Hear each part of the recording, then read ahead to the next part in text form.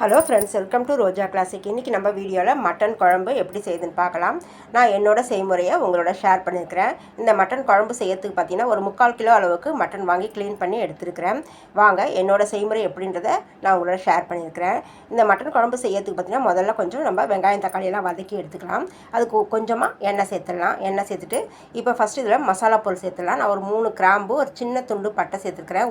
ஒரு ஏலக்காயும் ஒரு 1/2 ஸ்பூன் அளவுக்கு சோம்பு சேர்த்துருக்கிறேன். கூடவே கொஞ்சமாக கருவேப்பிலையும் நல்லா ஒரு கை நிறைய சின்ன வெங்காயமும் சேர்த்து ஒரு கண்ணாடி பக்கம் வர வரைக்கும் இதை கொஞ்சம் நேரத்துக்கு வதக்கி விட்டுடலாம். இதில் பட்டை கிராம்பெல்லாம் பார்த்தீங்கன்னா நான் கொஞ்சம் அளவாக தான் சேர்த்துருக்கிறேன். நல்லா மசாலா வாசனை அதிகமாக வேணும்னு நினைக்கிறவங்க இன்னும் எக்ஸ்ட்ரா ஒரு 2 பீஸ் சேர்த்துடலாம்.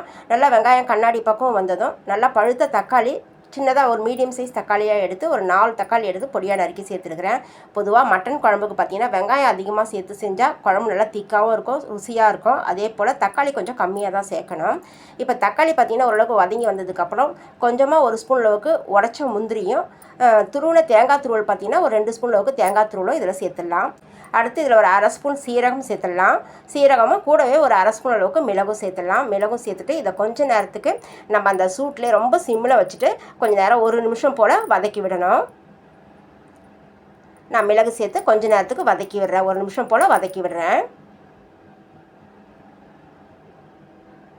வதக்கி விட்டுட்டு இதை கொஞ்சம் நேரம் ஆற விட்டுட்டு மிக்ஸி ஜாரில் சேர்த்து நம்ம நல்லா விழுதாக அரைச்சி எடுத்துன்னு வரணும். அது வரைக்கும் இது அப்படியே ஒரு பக்கம் இருக்கட்டும். அடுத்து இந்த குழம்பு செய்யறது பார்த்திங்கன்னா நான் குக்கரில் செய்கிறேன். குக்கர் அடுப்பில் வச்சுட்டு எண்ணெய் பார்த்திங்கன்னா நம்ம தேவைக்கு தகுந்த போல் சேர்க்கலாம். நான் ஒரு 2 ஸ்பூன் அளவுக்கு எண்ணெய் சேர்த்துருக்கிறேன். மட்டன் குழம்புக்கு எப்பயுமே நான் கொஞ்சம் எண்ணெய் கம்மியாக தான் சேர்த்து சமைப்பேன். ஒரு 2 ஸ்பூன் எண்ணெய் சேர்த்துட்டு மறுபடியும் எடுத்து வச்சுருக்கிற மசாலா பொருள் பார்த்திங்கன்னா உள்ளே சேர்த்துடலாம். இது எண்ணெயில் வறுப்பட்டு நல்லா மணமாக வாசனை வரட்டும். இதுவே பார்த்திங்கன்னா ரொம்ப சிம்மில் வச்சு தான் இந்த மசாலா பொருள் உள்ளே சேர்க்கணும்.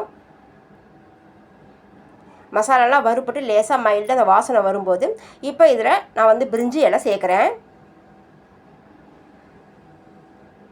அடுத்து பார்த்திங்கன்னா பெல்லாரி வெங்காயம் எடுத்து 2 வெங்காயம் இது நல்லா பொடியாக நறுக்கி உள்ளே சேர்த்துடலாம். உள்ளே சேர்த்துட்டு ஒரு கண்ணாடி பக்கம் வர்ற வரைக்கும் இதை மறுபடியும் நம்ம கொஞ்சம் நேரத்துக்கு வதக்கி விட்டுடலாம்.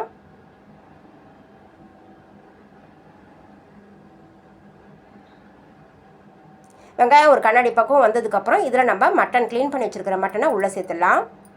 நான் பார்த்தீங்கன்னா ஒரு 3/4 கிலோ மட்டன் வாங்கி க்ளீன் பண்ணி வச்சுருக்கிறேன். இந்த மட்டனை உள்ளே சேர்க்குறேன். சேர்த்துட்டு நல்லா மீடியம் ஃப்ளேமில் இப்போ ஃப்ளேம் வச்சுட்டு நல்லா இது நல்லா கலந்து விடணும். கூடவே கொஞ்சம் மஞ்சள் தூளும் சேர்த்துடலாம். சேர்த்து ஒரு 2 நிமிஷம் போல் மீடியம் ஃப்ளேமில் வச்சு நான் கலந்து விடணும்.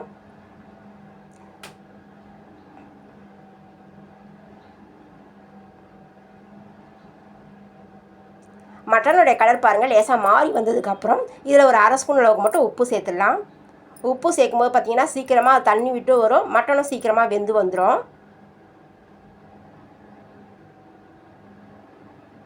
இது எல்லாமும் சேர்த்து ஒரு 5-6 நிமிஷத்துக்கு நல்லா மிக்ஸ் பண்ணி விட்டுடணும். மிக்ஸ் பண்ணி விட்டதுக்கப்புறம் இதில் கொஞ்சம் நேரம் நம்ம தட்டு போட்டு மூடி அப்படியே மீடியம் ஃப்ளேமில் வச்சு கொஞ்சம் நேரத்துக்கு அப்படியே விட்டுடலாம்.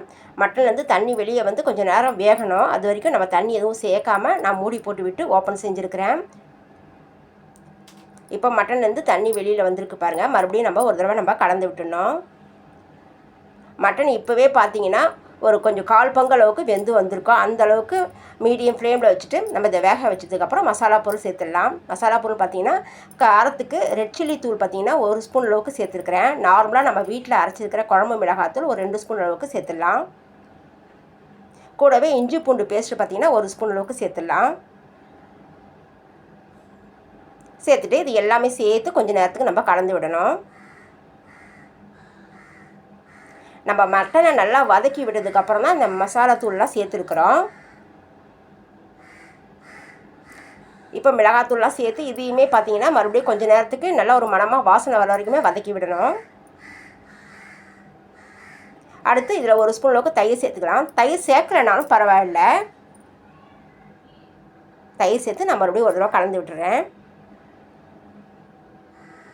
கலந்து விட்டதுக்கப்புறம் நம்ம வதக்கி அரைச்சிருக்கிற இந்த வெங்காயம் தக்காளி விழுதை பார்த்திங்கன்னா இப்போ இதில் சேர்த்துடலாம்.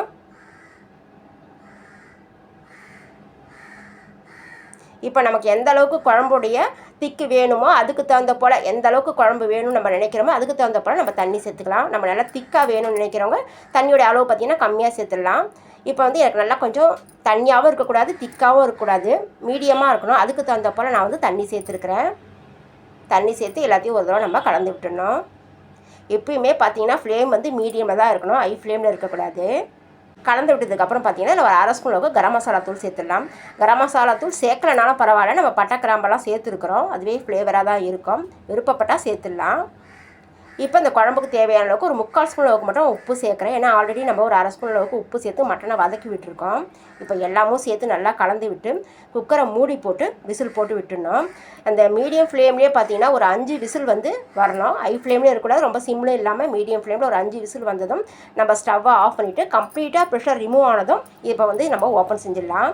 நல்லா ஒரு கமகமன்னு வாசனையான மட்டன் குழம்பு சீக்கிரமே நம்ம ரெடி பண்ணிடலாம் இதை போல் ஒரு செய்முறையில் செய்யும்போது. இப்போ ஓப்பன் செஞ்சுட்டு மறுபடியும் நான் ஸ்டவ்வை ஆன் பண்ணிவிட்டு மறுபடியும் மீடியம் ஃப்ளேமில் வச்சுட்டு கொஞ்சம் நேரம் ஓப்பனில் வச்சு கொஞ்சம் நேரம் கொதிக்க விடணும்.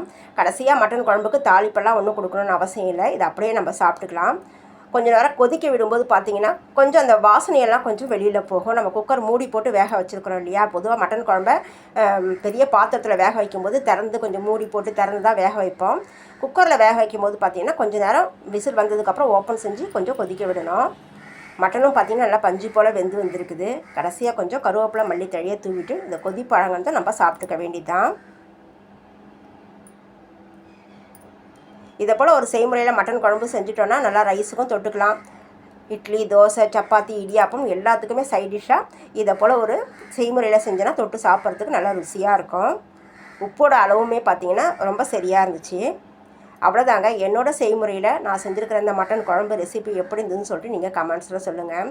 உங்களுக்கு என்னோட இந்த ரெசிபி பிடிச்சிருந்ததுன்னா நிறைய லைக் பண்ணுங்கள், நிறைய ஷேர் பண்ணுங்கள். ரோஜா கிளாசிக் சேனலுக்கு சப்ஸ்கிரைப் பண்ணுங்கள். நம்ம அடுத்த வீடியோவில் பார்க்கலாம். தேங்க்யூ.